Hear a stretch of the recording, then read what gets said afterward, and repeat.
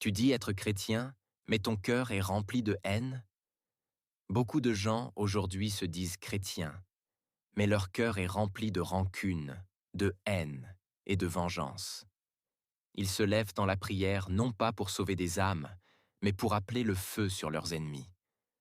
Ils passent leur temps à maudire leurs adversaires, à réclamer justice, à faire des prières de destruction contre les gens, et ils osent dire qu'ils suivent Jésus. Mais dis-moi, est-ce que Jésus t'a appris à maudire?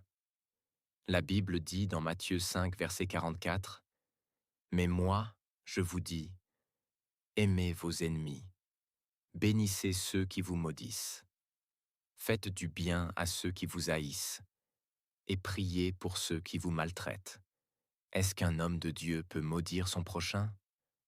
La réponse est non.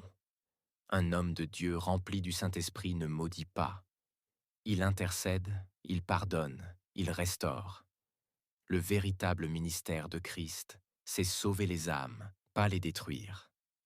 L'apôtre Pierre dit, dans 1 Pierre 3,9, « Ne rendez point mal pour mal, ni injure pour injure, bénissez au contraire, car c'est à cela que vous avez été appelés. » Paul ajoute dans Romains 12, verset 14, « Bénissez ceux qui vous persécutent, bénissez et ne maudissez pas. » Donc si tu passes ton temps à maudire, tu n'es pas conduit par l'Esprit de Dieu, mais par la chair.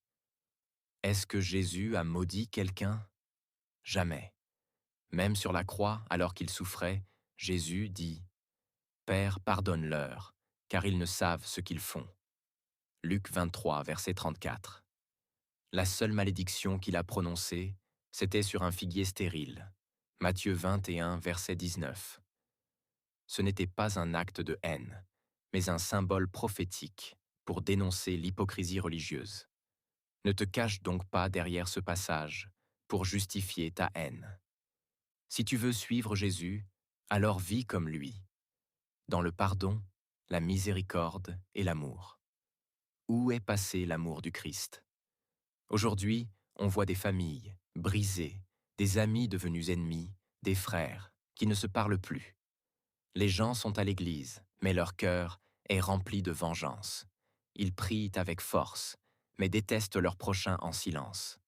Ce n'est pas ça, l'Évangile. Un vrai chrétien ne fait pas de distinction entre un sorcier, un féticheur ou un musulman. Tous sont des âmes que Jésus veut sauver. Si un sorcier se repent et accepte Jésus, il sera sauvé. Mais toi, chrétien rempli de rancune et de haine, tu iras où? Tu crois que Dieu fermera les yeux sur ton cœur corrompu parce que tu chantes bien, parce que tu prêches fort? Non. Dieu regarde le cœur et aussi l'apparence. Et si un sorcier tue un chrétien? Un sorcier ne peut pas tuer un vrai chrétien né de nouveau et rempli du Saint-Esprit. Celui qui est en Christ est caché avec Christ en Dieu. Colossiens 3, verset 3. Mais si un chrétien est vaincu, la vraie question est, était-il vraiment en Christ ou juste dans la religion? Car ce n'est pas la manière dont tu meurs qui détermine ton éternité, mais la manière dont tu vivais avant ta mort. Frères, sœurs, mettons toujours la mort dans notre programme. Chaque jour, vivons comme si c'était le dernier, car nul ne connaît ni l'heure, ni le jour. Et surtout, aime ton prochain. Aime-le comme tu aimes l'argent, comme tu aimes ton Dieu dans les moments difficiles, car c'est là qu'on reconnaît ceux qui ont vraiment l'Esprit de Dieu. Pas dans les cris, mais dans l'amour. Pas dans les discours, mais dans les actes. L'amour, le pardon, la compassion. Ce sont les vraies marques d'un enfant de Dieu. Tu peux prêcher, prophétiser, chasser les démons. Mais si tu refuses de pardonner, tu n'iras nulle part. Le ciel n'est pas pour les religieux. Le ciel est pour ceux qui ressemblent à Jésus dans leur cœur.